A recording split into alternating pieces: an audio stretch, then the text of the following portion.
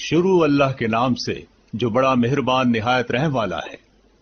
محمد الرسول اللہ کی جانب سے شہنشاہ بازنطین ہر کل کے نام سلامتی ہو اس پر جس نے راہ راست اختیار کی۔ میں آپ کو حق کی دعوت دیتا ہوں۔ اللہ نے مجھے تمام دنیا کی طرف رسول کیا ہے، اپنی نجات کے لیے اسلام قبول کر لیجئے۔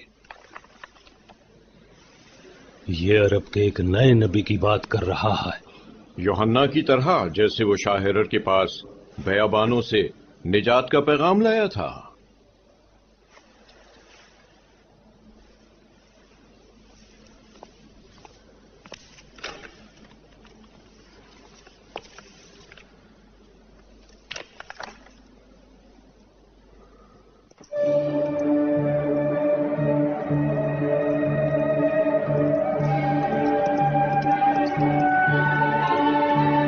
بنام مکوکس والی سکندریہ۔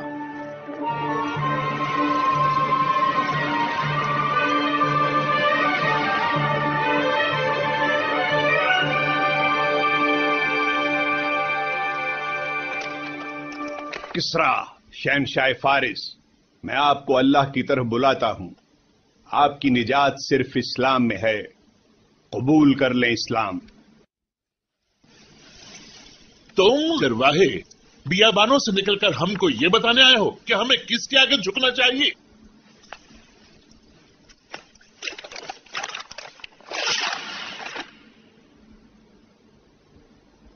محمد خدا کا رسول، اسے یہ منصب کس نے عطا کیا؟ محمد کو اللہ نے انسانوں کے لیے رحمت بنایا ہے۔ حضرت عیسیٰ علیہ السلام کے 600 برس بعد جب یورپ انتہائی تاریکی میں ڈوبا ہوا تھا اور تمام قدیم تہذیبیں دم توڑ رہی تھیں، مکے میں محمد رسول اللہ کی ولادت ہوئی۔ مکہ اس وقت ایک بڑا تجارتی شہر تھا جس پر کچھ مقامی تاجروں کی اجارہ داری تھی۔ مکے کی خوشحالی اور دولت مندی کا باعث اس کی ایک امتیازی خصوصیت تھی، مکہ بتوں کا مسکن تھا۔ سالانہ میلے کے موقع پر عرب کے پجاری اور کاہن یہاں جمع ہوتے اور اپنے اپنے بت کعبے کی تحویل میں دے دیتے۔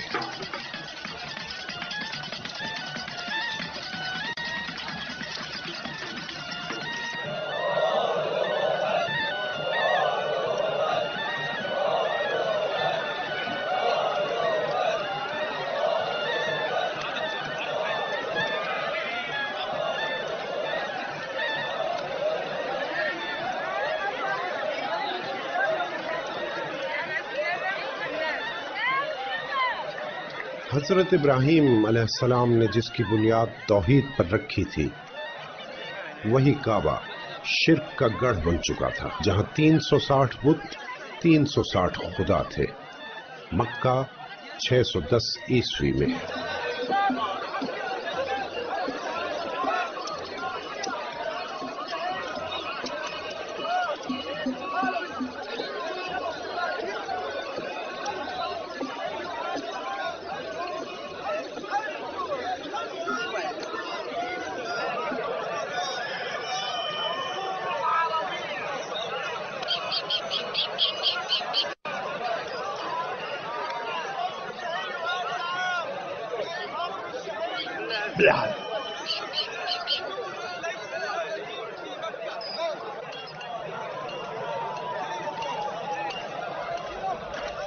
آج کا حساب کر لیو میاں؟ ابھی نہیں، لیکن اس برس خدا ہمارے لیے سونا بن گئے۔ کیا بات ہے، ایک طرف خدا دوسری طرف منافع اور بیچ میں تم۔ کچھ اور خداؤں کو کعبے میں رکھوا دوں۔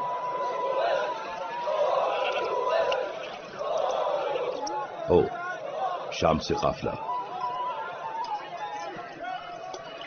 پھر تو پیاسے بھی ہوں گے۔ پرانے کنووں پر 5 آدمی اور لگا دو۔ ان کے لیے کتنی بھیڑیں کٹوا دوں؟ 100 ہونے چاہیے۔ مکہ مہمان نوازی کا بھرم رکھتا ہے۔ اور سرداروں کے لیے 10 بھیڑیں الگ سے۔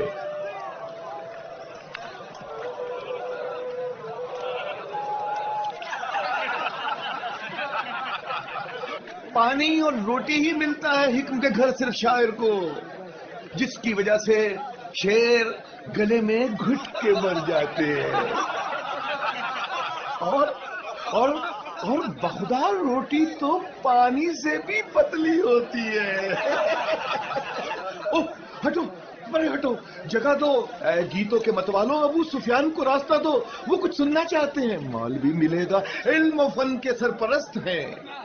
جب شاعر ابو سفیان کے گھر جاتے ہیں لطف ملتا ہے، پیار پاتے ہیں، خوب پیتے ہیں، خوب کھاتے ہیں، نور و نغمہ کی بات چلتی ہے، محفل عیش گرم ہوتی ہے جب شاعر ابو سفیان کے گھر جاتے ہیں.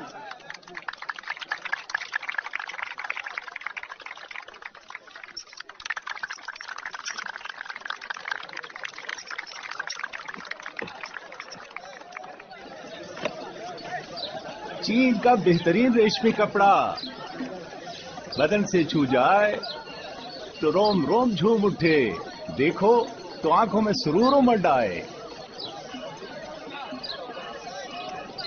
ٹھیک، 7 گز 20 دینار. ابو سفیان کی بھی 15.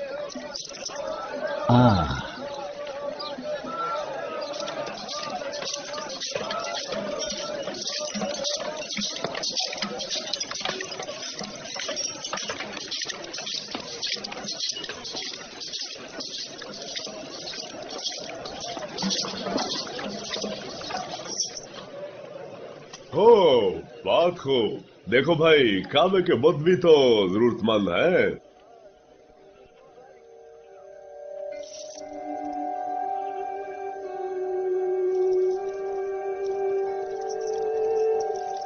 وہ کون ہے؟ وہ وہاں جس سے میری روح میں جھانک لیا ہے.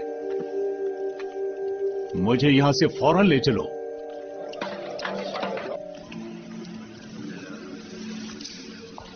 آخر محمد یہاں آتا ہی کیوں ہے؟ تم اسے روکتے کیوں نہیں؟ بھتیجا ہے تمہارا. ٹھیک ہو جائے گا. کیا 40 برس کا ہو چکا ہے وہ؟ یہ دیوانگی ہے. اتنی امیر بیوی کا ساتھ ہے، مکہ کی ہر آسائش خرید سکتا ہے وہ، لیکن اسے تو غار میں بیٹھ کر لرزنا اچھا لگتا ہے. دیوانگی ہے یہ. دیوانگی ہی ہے کہ ایک انسان خطرہ مول لے عزا کا جو صحت دیتی ہے. منع ہماری خوشحالی کا ضامن ہے. لاد جو ہمارے خاندانوں اور قبیلوں کا نگہبان ہے. اور حبل ہماری تجارت کا رکھوالا، قسمت بنانے والا. خداؤں کا اس طرح کھلم کھلا انکار خطرناک ہے، بلا جواز ہے، بغاوت ہے، کفر ہے. ہاں، مجھے ڈر ہے کہ محمد خود کو مصیبت میں نہ ڈال لے.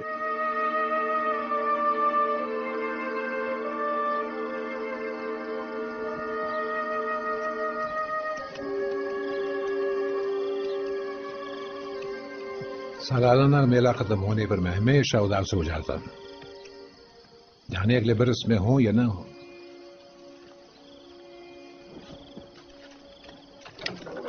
ابو طالب میرا دام تو لو زید. کیا محمد پہاڑی سے لوٹے؟ وہ 3 دن سے پہاڑی پہ ہے. نہیں، ہم نے اسے نہیں دیکھا. ختیجہ کا خیال تھا کہ وہ واپسی میں آپ سے ملتے ہوئے آئیں گے. تو پھر وہ اوپر ہی ہے. 3 دن سے. اس کا یہ پہاڑ پہ رہنا مجھے فکر مند کر دیتا، کیونکہ میں اس کے معنی نہیں جانتا. انسان بلندی سے دنیا کو بخوبی سمجھ سکتا ہے.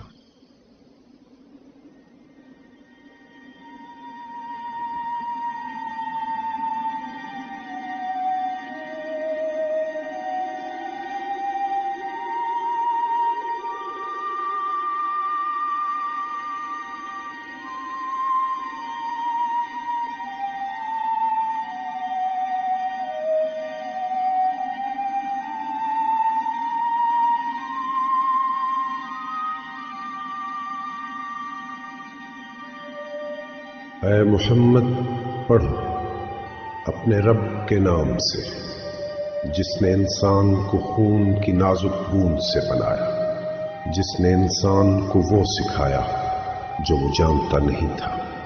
پڑھو.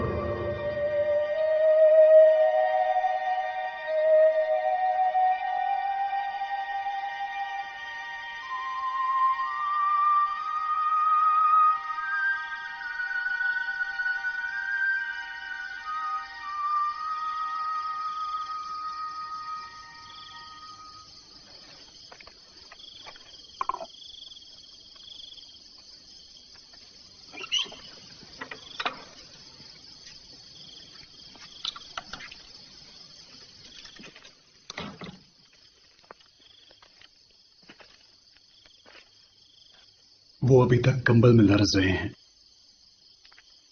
लेकिन होश में आ चुके हैं। जैद, मेरे भतीजे के साथ पहाड़ पर क्या हुआ? वो गार में तन्हा थे कि अचानक एक फरिश्ता जाहिर हुआ। उसने कहा, पढ़। मोहम्मद बोले, मैं पढ़ नहीं सकता।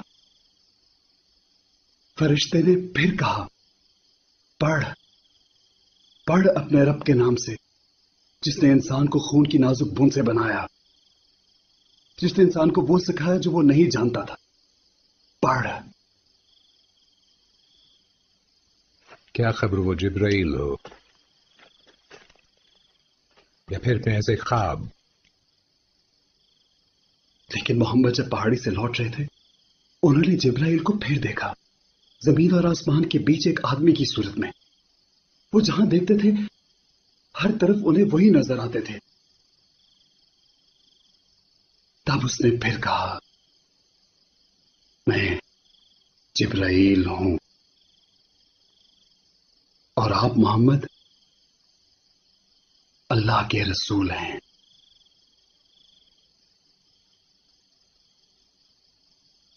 उसने इस बारे में किस किस को बताया? अपनी बीवी और अली और अपने दोस्त अबू बकर को। और तुम्हें? मैं उनका मुंह बोला बेटा हूं। हर किसी से ये बात मत करना और उसे बता दो कि जिस तरह उसके चचा ने बचपन में उसकी हिफाजत की थी, अब भी करेगा। मैंने सुना है कि मूसा से खुदा ने जलती हुई झाड़ी में से कलाम किया था।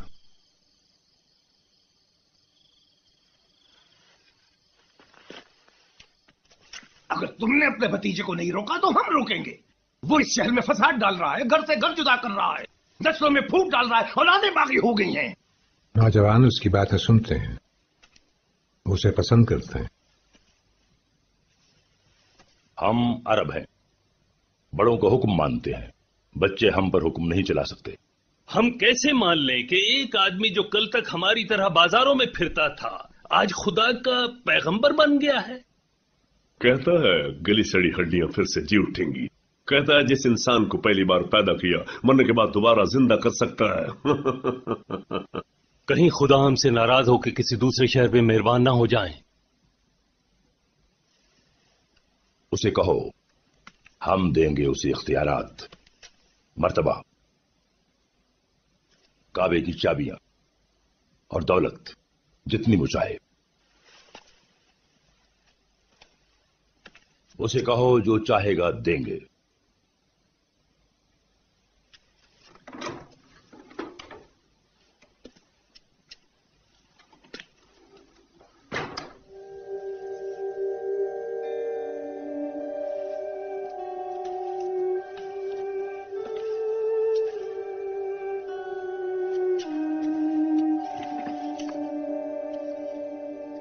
मोहम्मद, अपने आप पर तरस खाओ और मुझ पर भी।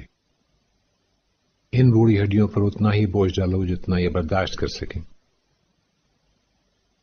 मैंने तुम्हें गोदों खिलाया है, तकलीफ में कैसे देख सकता हूं तुम्हें? मान जाओ वरना वो तुम्हें बहुत सताएंगे।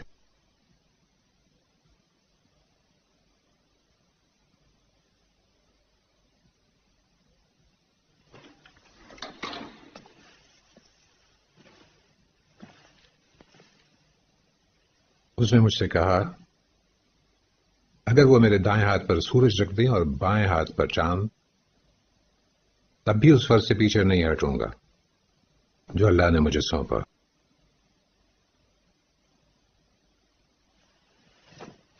मेरी मौत के बाद जो जी चाहे करना, मगर जब तक जिंदा हूं मेरा हुक्म मानना होगा। क्यों सता रहे हो अपने बाप को? अगर मैं हर वक्त नशे में चूर रहता और हर रात जुआ खेलता तो तुम्हारे नजदीक ये बाइस फख्र होता। जो भी होता मेरा भाई तो लगता। तुम सब मेरी औलाद हो।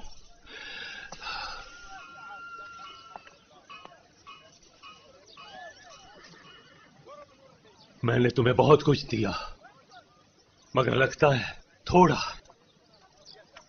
محمد کے پاس بہت ہے. ان کے پاس ساری دنیا کے لیے ہے. نکال دیں اسے ادھر سے.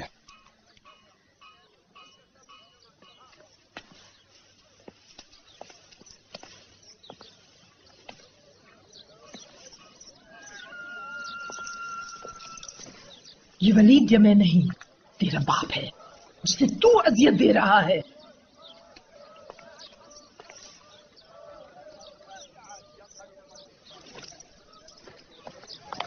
ٹھہرو حذیفہ، رک جاؤ.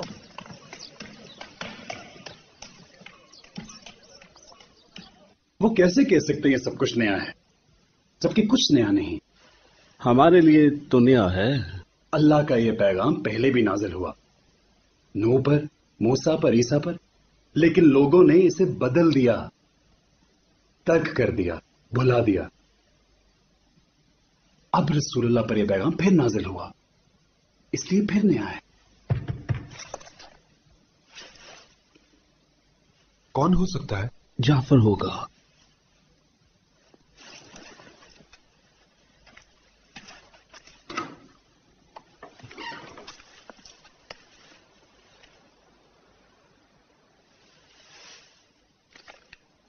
یہ کیا لائے؟ اللہ کی وحی.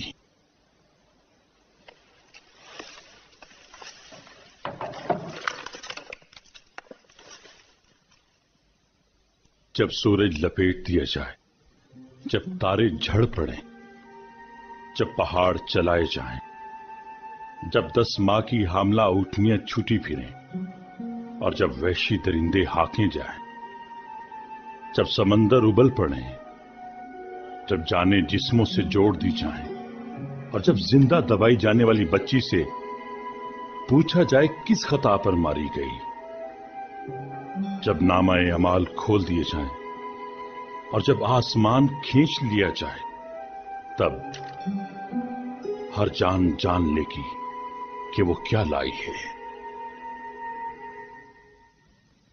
کیا تم تھے وہاں جعفر جب اس وحی کا نزول ہوا؟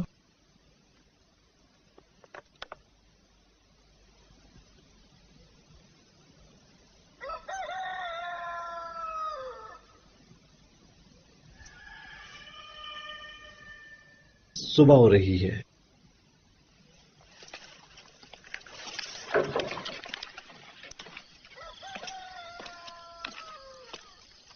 عمار، پہلے تم، پھر تم جو جعفر.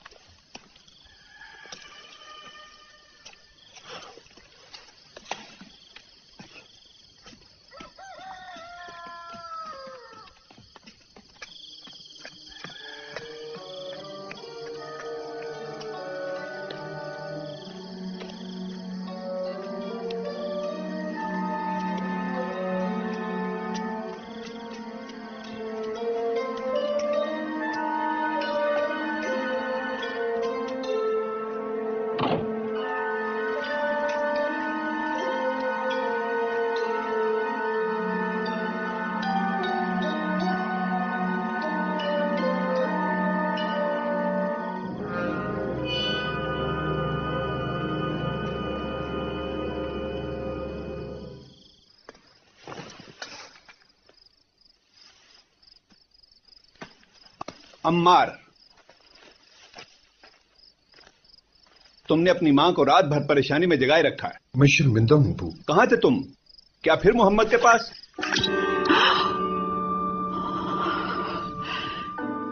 اب کیا ہوگا؟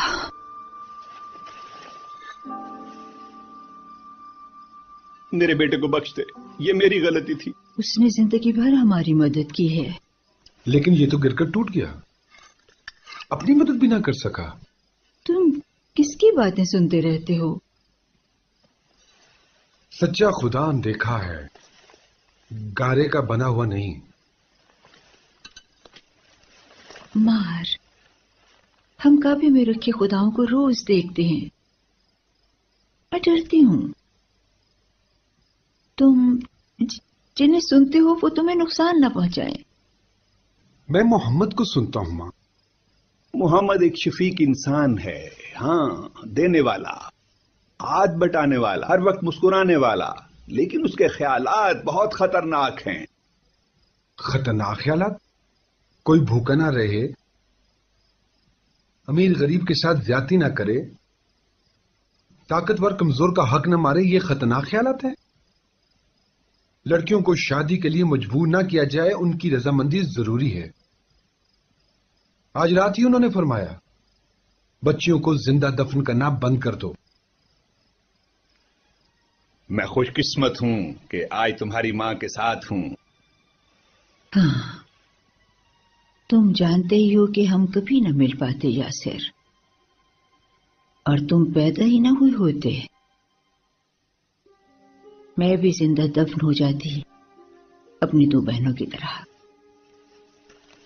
लेकिन मेरा बाप ऐसा न कर सका, वो ऐसा न कर सका तीसरी मर्तबा। जब दूसरी बेटी को भी, जब मेरा बाप मट्टी डाल रहा था उस पर, तो मेरी मुन्नी सी बहन ने उसकी उंगली पकड़ ली। उसने मेरी मां को बाद में बताया, जब तक वो मर न गई मेरा बाप उसके मुन्ने हाथ से अपनी उंगली छुड़ा न सका, वो हिम्मत ही न कर सका।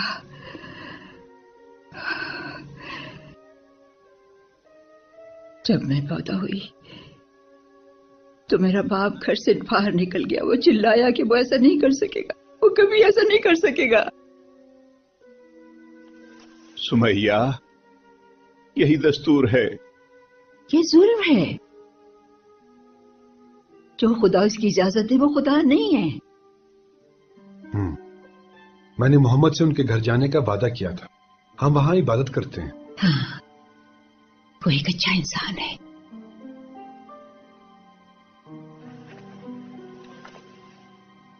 हाँ ठीक है, तुम जाओ।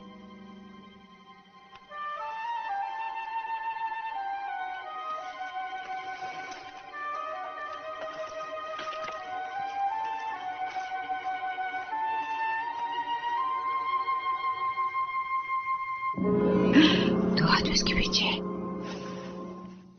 पढ़ो, मोहम्मद तो लिख सकता है न पढ़ सकता है, लेकिन बोल सकते हैं। क्या क्या क्या कहा तुमने? वो बोल सकता है? अरे भाई, बोल तो तुम भी सकते हो। अब बोलो नौजवान, क्या कहता है मोहम्मद? वो मोहम्मद के नहीं, खुदा के लफ्ज हैं। कौन सा खुदा? कौन से लफ्ज? एक बोलने वाला खुदा? तुम्हारा मोहम्मद खुद कलामी करता है। जब अल्लाह मोहम्मद पर वही नाजिल करता है तो मोहम्मद याद करके उनको लिखवाते हैं जो लिख सकते हैं। यही कुरान है। मोहम्मद के फाके उस पर गनूद की तारी रखते हैं। कंबल ओढ़े तारीख ख्वाबों में भटकता रहता। वो तारीकी नहीं, उजाला है। तू इसको सजा दे इसकी बकवास पर। छोड़ो इसे, रहने दो। क्या मोहम्मद नहीं समझता कि हमारी जिंदगी का दारोमदार उन खुदाओं पर है जो काबे में रहते हैं? हर साल तमाम कबीले इबादत के लिए यहां आते हैं और हमसे सामान खरीद कर ले जाते हैं। भला हम कैसे ला सकते हैं 300 खुदाओं की जगह सिर्फ एक खुदा जो नजर ना आए और हर जगह मौजूद हो? ताइफ में, यशरब में, मेरे घर में, यरूशलेम में और चांद पर भी। मक्का तो बेहैसियत हो जाएगा। हमारे खुदा हमारी इबादत भी हैं और दौलत भी। खुदा कारोबार का जरिया नहीं है। नौजवान, तुम अपनी शामत को आवाज दे रहे हो? अमार, समझदारी से काम लो। मैं एक सवाल करना चाहता हूं। मोहम्मद तुम्हें सिखाता है आका और गुलाम बराबर हैं। क्या ये हबशी बलाल मेरा सर खरीद मर्तबे में मेरे बराबर है? हाँ, मोहम्मद फरमाते हैं अल्लाह की नजर में तमाम आदमी इस तरह बराबर हैं जैसे कंघी के दंदाने। गुलामों और भिखमंगों के लिए बड़ा पुरकशिश ख्याल है। उनके भी नखरे हो जाएंगे। बिलाल, समझा दो इस शख्स को। मक्के के सरदार गुलाम में फर्क कोड़ा लो और इसके चेहरे पर इतने मारो कि अपना सबक भूल जाए।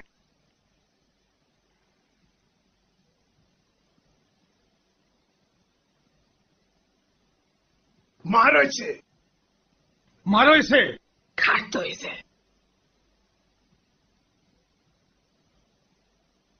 मारो इसे।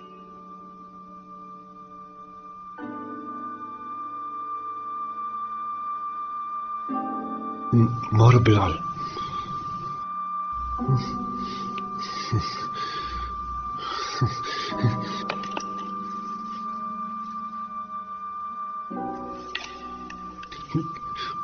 हुक्म मानो, ये मार डालेंगे तुम्हें।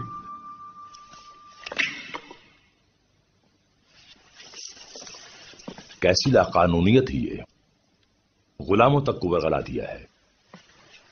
अगर तुम एक इंसान होने के नाते खुदाओं को मानते हो तो याद रखो वो तुम्हारे नहीं तुम्हारे आका के खुदा है। मैंने तुझे बिलाल तेरी इंसानियत के साथ खरीदा था, अभी सीधा करता हूं तुझे।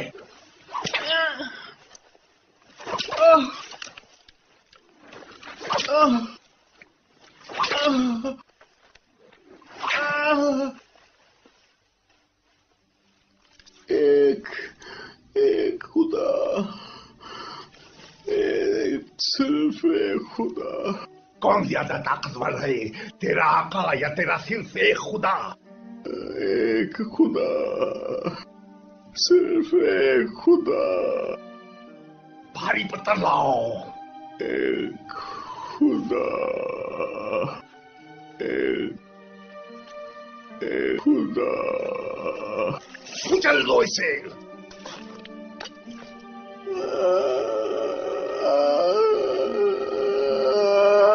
प्लीज दो इसको।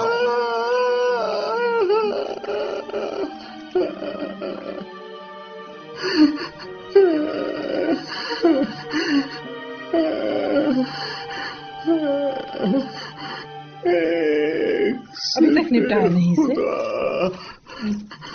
एक सिर्फ एक खुदा। गुलाम तबलीग कर रहा है। उमैया, उमैया, अबू बकर इस गुलाम के 100 दीनार देने को तैयार हैं। ये हमारे दस्तूर के खिलाफ है कि हम सदा के वक्त गुलामों का सौदा करें। मैंने उमैया से पूछा है, 200। अगर गुलामों की कीमतें इसी तरह बढ़ने लगी तो एक दिन जाती काम खुद करना पड़ेंगे हमें।